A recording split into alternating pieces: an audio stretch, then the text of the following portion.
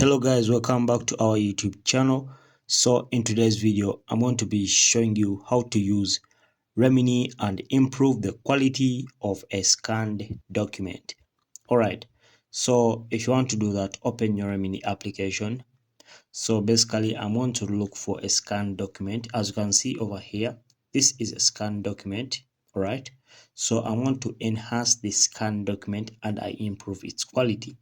So I'll tap on the scan document, then I'll tap on enhance over there. So as you can see, I'm enhancing, so you just need to wait and see. So let's wait and see how it's going to be looking like after the enhancement, its quality, and we see.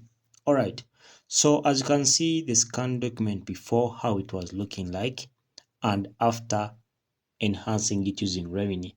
I think you can see the big difference in it right now.